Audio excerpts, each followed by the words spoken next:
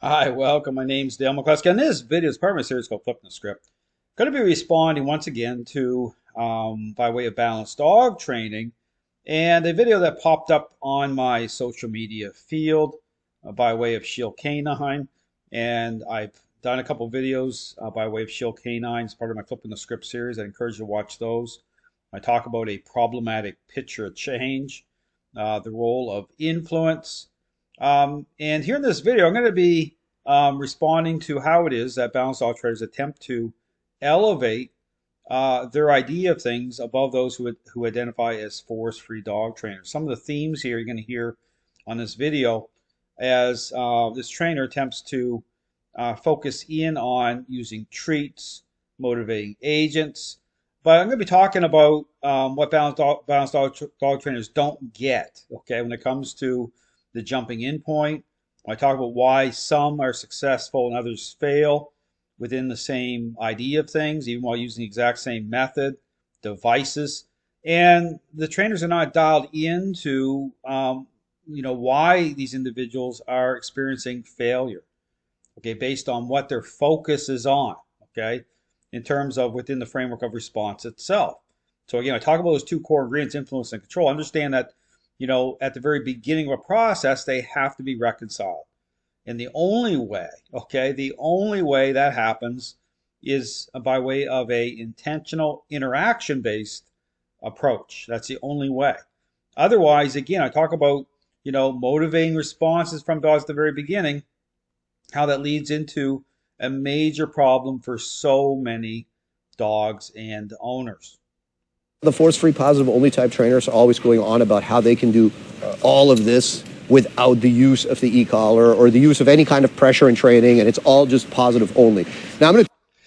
Now, one of the things here too, and again, how you can kind of key up on the problems here by way of how certain terms are used within the balanced dog training community, you'll hear words like pressure, okay? You'll hear words like, compulsion.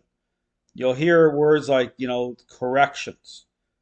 Okay, you'll hear certain language, and that's the important thing to key up on that language. You hear words such as the change of behavior. That's a big one. Okay, by way of those who are focused on responses in a very superficial way. And I talk about that, how certain words don't even align properly within the relationship itself. I'll tell you why it doesn't make sense, but my open invitation is this. We'll take the dogs, we'll take the collars off, we won't have any toys on us, we won't have... So here's the same thing, and this is the whole thing. It's like, okay, we'll just take it all away, and you'll see that, we have the right focus. Now, here's the thing to understand, and this gets into the whole, relationship dynamic part of this. Okay, I talk about depth of relationship, what makes dogs amazing, but also what makes it so trainers don't understand and they don't see the depth as to what's happening.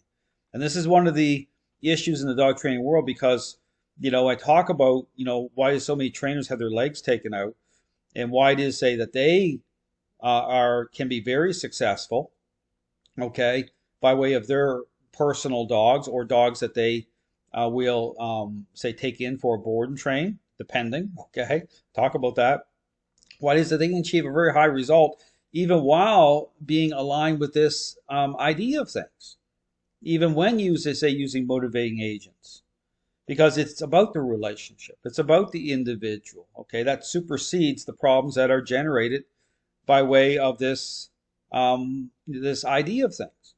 But see, this is the problem, is that because trainers are not understanding beyond just beyond superficial response, they're not understanding the relational dynamics in play here. They're not understanding the core ingredients, influence and control, how they have to come in to make sure that what needs to be generated, okay, for those coming to them for help.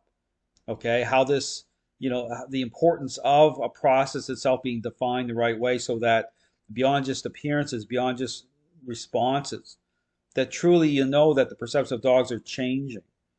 You understand that's lost on many of these trainers because they're very, a lot of these people are very self-focused. They're like, well, look at my dog. And then a dog could be moving around responding, coming to them for help for in terms of a relationship problem, and can look fantastic, at the appearance level as dogs are doing a sit down, come and stay. and their criteria, understand their criteria for success is defined through those responses. They're not able to even establish who's failing and who's not because it's superficially focused. Because those two core ingredients I talk about, influence and control, they're not coming in the way I described to reveal and to change. So even when I talk about the motivator being the relationship itself, a lot of these trainers don't even get that. When I say, no, you don't motivate dogs to respond the way they're doing it at the very beginning. That's not the primary focus at all. A dog may end up in the sit position by way of the interactions that are happening, but that's not the focus. And see, that's the problem when you talk about certain central themes, and understand those are the themes that are very, very important. That's why I talk about the method matters. And so this is another example of you can have a trainer come out and say all the right things, right? Because I could agree with a lot of this, say, okay, he's saying a lot of the right things here, but then you have to actually say, okay, but what's the actual method itself? Let's get into the nuts and bolts of this. We won't do anything. We'll just take the dogs naked and we'll just go for a half-hour walk, kind of like this, right? Turn the dogs loose, call them back, all the stuff that you... Because this is another example of just this, like, look at me.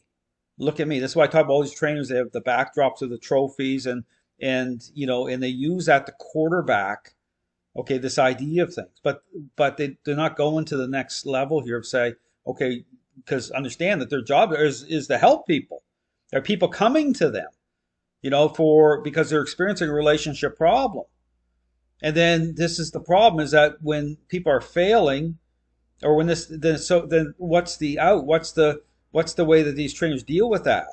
Well, there's got to be something wrong with the dog, or give it more time, or they have all these excuses that are a part of this, but they don't actually consider the fact that, well, why is it that some are successful and others are failing here? Like one of the main questions that they should be asking to help bring them to that point of understanding what's really going on. I say, is it really the dog's fault?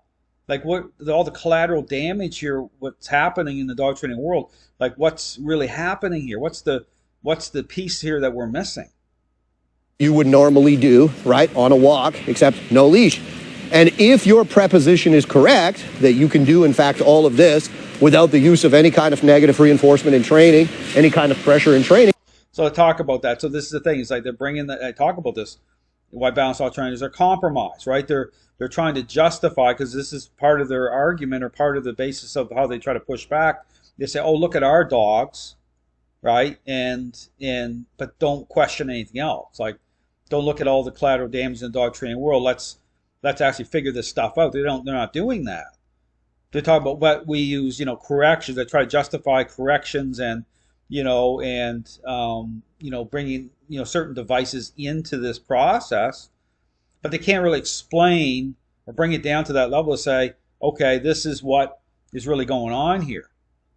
That's why you have all these inherent problems too with these devices, such as watch the video put out on the Larry Crone seminar video. It's a great example of, I talk about, finding the working level on the device when, these trainers are not dialed into the relationship the way I talk about the level of dog's thinking as controls manifesting. They're not dialed into the role of influence by way of intercepting at that moment, just as controls being expressed, and then even identifying the fact you're dealing with a relationship problem in the first place. Okay, that's you understand. There's so many things here that do not align. Okay, understand balanced dog training does not represent being dialed in that way. So they will talk about corrections, and they talk about the four quadrants, the major problem, because understand that their jumping in point, how they define training, is still by way of not approaching it as an intervention. They approach it as a type of learning-based exercise still, and so they're still using motivators to elicit responses from dogs at the beginning, while assuming those responses represent perceptions dogs are changing. Without the criteria I talk about, influence control being defined properly through a interaction-based method. See, that's why when you get a dog on the leash a certain way and you're interacting, you're expressing intentional control and influence, you're going to see the real deal. Then for sure you should be able to do it. But you never see them showing this.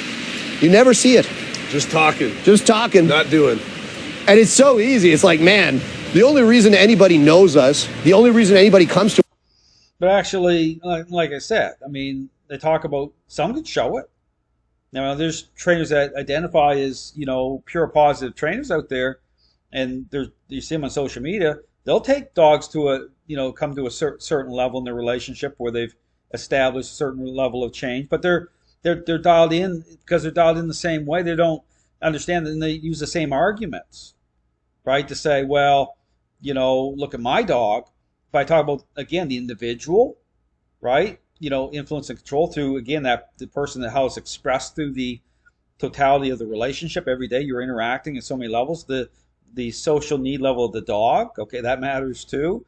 So there's certain relational dynamics here going on that really it's the blind spot of these trainers, and they never come to understand. They never come to that moment where they're saying, well, let's really take a serious look at this and let's really figure this out, why there's so much collateral damage or why these dogs, and look, just watch my video. I talk about that.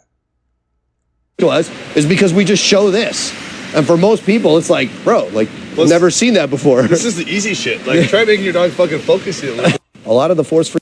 See, and that's the whole entirety of the video. It's like a TikTok video, right? But understand, this is mostly to prop up a system. I talk about, these systems of training, right? It can be very popular. It's like why do you think force-free trainers are so popular? A lot of them have millions of subscribers and followers. Balanced dog training is very popular because they're all tied in.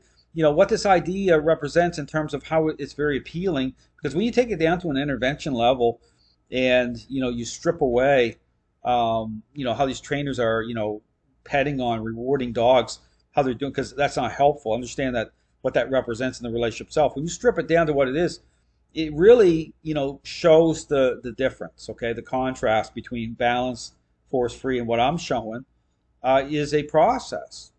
But again, the key here is to generate what needs to be generated. See, that's the thing.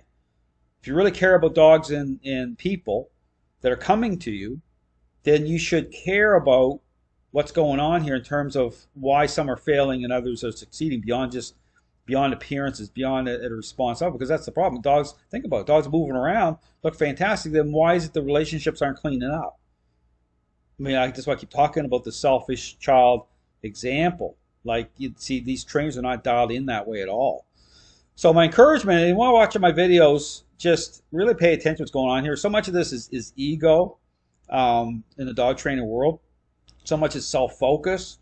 Because here's the point. To be able to actually consider, okay, to move beyond self, to be able to look at, what's happening here, you have to be willing to actually, make the trade-off, okay, to say, it is what it is. I'm willing to trade it all away if, and turn towards what is really happening here. I'm willing to take my own, I'll follow my own path if that's what's required. I'm willing to, to let the chips fall where they may if this is the truth. And see, that's the problem here. When you start tying this into what's going on in the dog training world through success as it's defined through, what's going on, through this ideology, look at the money being made, you look at the systems that are propped up, you look at all of it, but then you see videos like this because that's what it is. It's just say, well, just look at what I've created or but don't look at all the collateral damage or don't look at the reasons why people are failing all over the place. We're just moving forward. That's it. And understand, you can do that for a while. All these trainers are all doing that, but look at what's happened in the dog training world. Just look at it. Take the blinders off, and you'll start to see the dog training world's falling to pieces. I mean, it is a mess. And that's why I say this is going right to the wall, because this is a lot bigger than people realize. Because when you understand what all these trainers have done, then that's what's going to happen. But that's why the tension between balanced and force-free. There's an example of it here. The tension, but there's no clarity as to, okay, what's really going on here. Let's audit this properly. But to do that, now you got a big problem because there's a trade-off required. Thanks for watching.